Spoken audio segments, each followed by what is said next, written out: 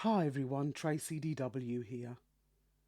It is not often that I encounter a moment that forces me to make the decision to change the course of my podcast schedule. Maybe it's because I have not been running my podcast for a substantial period of time to cover an adequate time span of global events. However, events that have happened over the last 10 days have undeniably convinced me that this is one of those moments. It's a moment to reflect on the fact that I am truly grateful for occupying a platform where there is the freedom to have a voice and express my perspectives. It's also a moment where I recognise once again that it is not enough just to learn about the past, but to also learn from it. When I woke up to the news to what was happening in Eastern Europe last Thursday, I couldn't help but post a black screen on my personal Facebook page. Now, I know that in recent times a black screen was a gesture of solidarity towards another kind of movement, but on this occasion I posted my black screen simply to reflect the mood that I was feeling. We all know that countless atrocities have been committed around the world in the name of democracy, but I felt that democracy had itself died a little that day. This feeling hung heavy on my heart for the whole of that day and has continued to do so each day thereafter. I remembered my podcast episode, Wind of Change, Adjusting the Sails, which I published in January this year. In that episode, I shared my perspectives with you about the new era that the COVID pandemic had brought in. Now, the narrative extends into understanding more about where the wind is blowing from, what direction it is blowing toward, and to adjust our sails so that we can harness this wind and use its power as a force for good and avoid being overpowered by its force and be blown away. This change of direction has been something that Europe and the West has been in denial about for decades, but we all knew that this change in direction was not only possible, but inevitable. As the days and weeks pass by, this change in the wind's direction could determine how the next cycle of history could play out, not just for the West, but for the whole world.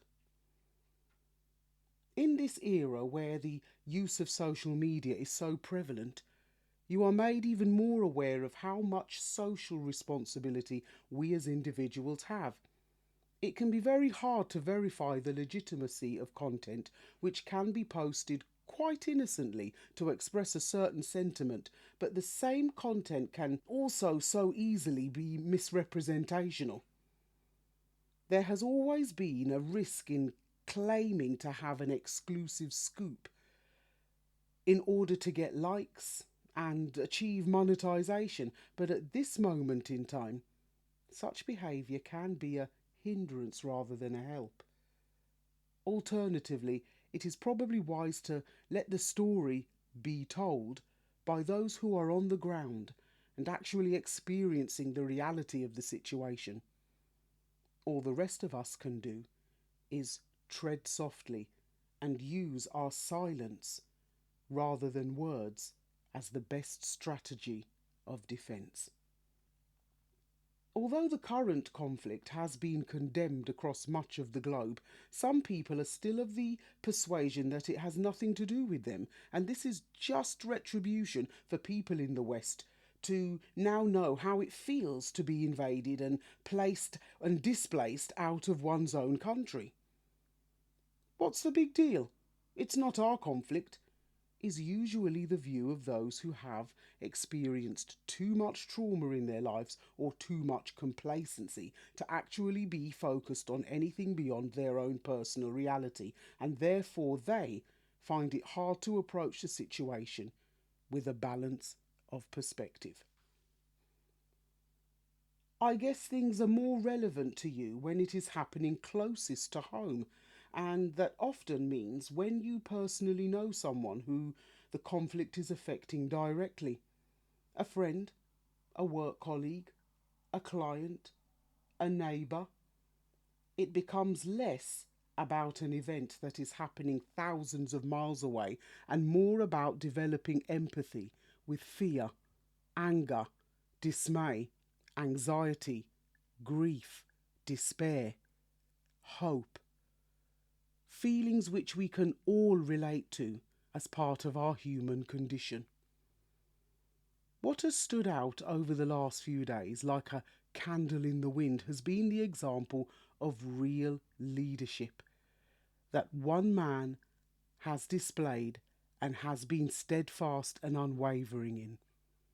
A leadership which inspires and pulls a nation together, reminding them of their collective why, determining the direction to take and the only objectives that really matter: defence of your country and survival. Such leadership isn't new. It's refreshing and inspiring to see because it cuts through the hype, the spin, the practice of avoiding straightforward questions with honest answers. But it isn't new. It is a part of our primal instinct when we are in the face of real danger that threatens the progeny of customs, culture, religion, lineage. It's always been so much more than just a fight for territory and to keep borders secure. More than 2 centuries ago, when European occupation began to take effect across the African, Indian, and American continents, there was the same call to arms, the same call for unity, the same spirit of resolve to defend one's country and ensure survival. We know that our ancestors were not so fortunate back in that era, and the outcomes of the current conflict in Eastern Europe remains to be seen. However, what it does allow us to see is that history will continue to repeat itself if we fail to learn from it. Many of us in the West have been mistaken into thinking that the world has moved on from imperial ideology, but the current situation in Eastern Europe should serve as a reminder that we should never forget that there are still individuals and organisations in favour of using imperialism as a basis for self-preservation, maintaining order and control, and to promote derogatory theories about race, class, gender, and religion. It was not that long ago that empires were forged mainly through invasion and settlement under the guise of exploration, with a few treaties and some ammunition thrown in here and there to pacify the indigenous populations. People viewed trivial trinkets like glass beads as fair exchange for human beings between the 15th to the 17th centuries, and that in itself was another tragedy committed in the name of democracy. The process of building empires today is very different. Fundamentally, for the same reasons, but the process is very different. Social media, the internet, and technology actually make the need to take over land and increase physical territory not the only factors to consider. Information travels faster, everything is immediate, and we can watch as things actually happen in real time. Individuals are often hailed as types of messiah who wield their own brand of influence through millions of likes, shares, comments, follows, and subscribes. Individual footballers can implement more change through government policy than the politicians who we have democratically voted for.